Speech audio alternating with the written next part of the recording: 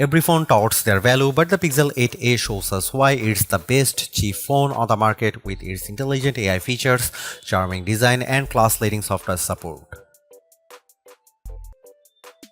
With the Pixel 8a design, I am really impressed by how it looks and feels very much like Google's more expensive flagship phones. For a mid-ranger, it certainly has a charm that few phones can match. It's definitely better look than Samsung's comparable Galaxy A35 and makes the aging iPhone SE 2022 even more dated than it is already. There are a couple of design changes that make the Pixel 8a look better than the Pixel 7a. First of all, the corners have been rounded to make it more in line with the design of the Pixel 8 and 8 Pro's design language. Secondly, it also feels much better to hold because of the matte black and polished aluminum frame it's sporting this time. It doesn't feel slippery like the glossy finish of the Pixel 7a, while the matte finish makes it much more smudge resistant.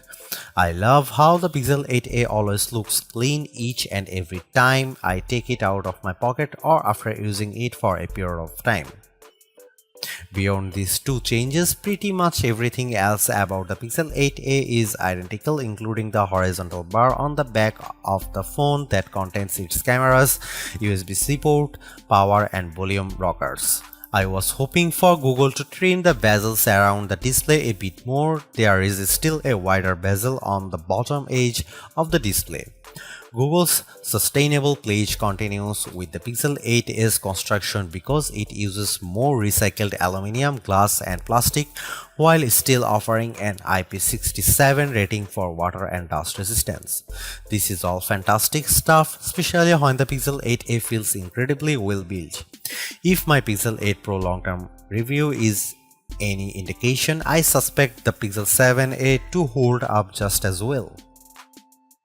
Google's not the first nor the last phone maker to claim extreme brightness with its displays, and while some claims may seem a bit outrageous, I am happy to report that the Pixel 8a at least delivers a brighter screen compared to the Pixel 7a with its 6.1-inch OLED with a resolution of 2400 by 1800 pixels.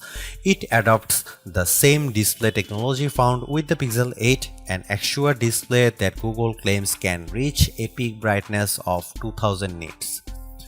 Our lab testing reveals a peak brightness output 1378 nits and 1350 nits with HDR content.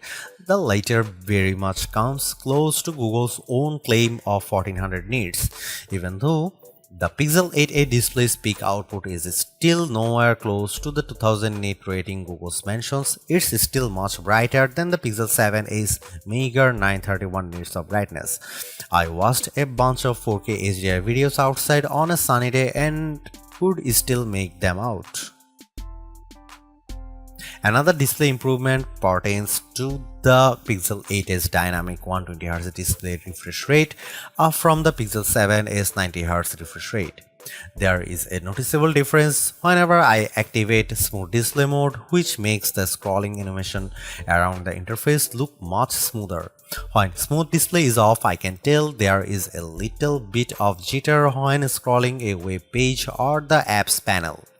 When it comes to the stuff I use my phone for, the 6.1-inch actual display gets the job done. The OLED panel offers wide viewing angles that doesn't distort the screen in any way, while its rich and vibrant color palette makes watching trailers like Furiosa such a visual feast to the eyes. There are plenty of flagship caliber phones in our best camera phones guide, but only one of them cost less than $500, the Pixel 7a.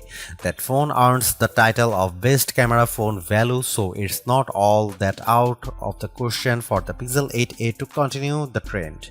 On paper, the Pixel 8a is rocking a dual camera arrangement that consists of a 64 megapixel main camera paired with 13 megapixel ultra wide along with 13 megapixel selfie camera on the front.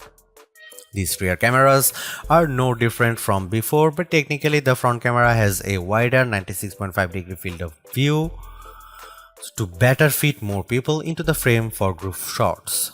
Now comes the important question, how much better is its camera performance? Now you can see some camera samples.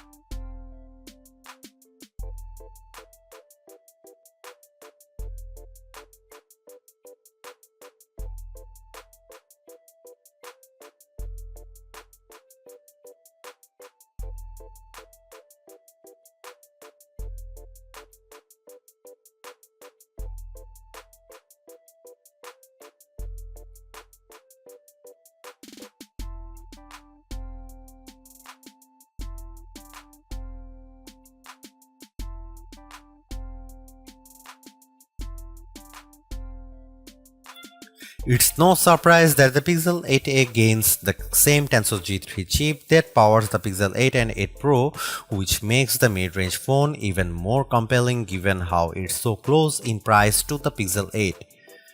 As I detailed already, the phone feels incredibly snappy navigating around the interface and running a few apps, which can also be attributed to its 120Hz refresh rate. As I suspected, the Pixel 8a delivers promising benchmark scores that pull it ahead of its predecessor. In Geekbench 6, it puts up single-core and multi-core scores of 1581 and 4093 respectively, which easily surpass the 1018 single-core and 3065 multi-core scores of the Pixel 7a. These scores are what I would expect in a newer phone, but it's harder to notice with everyday tasks like the occasional email reply or running any of my favorite social media apps. The Pixel 8a handles them with finesse, much like the Pixel 7a before it. Gaming on the Pixel 8a is also a joy, even more when its adaptive refresh rates makes everything look so smooth. In Age of Origins, the Pixel 8a maintains a smooth frame rate even when there is a ton of action happening on screen. On some other phones, I usually see a drop in frame rate during battle scenes, but this kept pace with the action, just as good as my Pixel 8 Pro. Against the Pixel 7a, the newer Tensor G3 propels the Pixel 8a to a faster frame rate of 53.7 fps in 3D Mark's Wildlife Unlimited test. In contrast, the Pixel 7a reaches 41.1 fps running the same test. The only oddity relates to how the Pixel 8a doesn't make any improvement over the Pixel 7a when it comes to rendering video with Adobe Premiere Rush. It clocks in the same time of 56 seconds as the Pixel 7a before it. Indeed, the benchmark scores show that the newest Pixel on the block is no slouch for a mid-range phone. And you know what?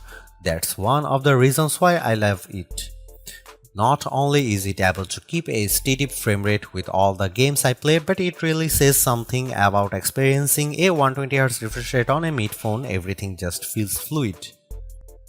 By leveraging the Tensor G3, the Pixel 8a benefits from a better battery life because it also has a slightly larger 4492 mAh battery. That's up from the Pixel 7a's 4386 mAh capacity. So it's not surprising that it beats the Pixel 7a in our battery benchmark tests. The Pixel 8a reaches a time of 11 hours and 21 minutes with a full charge, which is better than the Pixel 7a's tally of 10 hours and 5 minutes.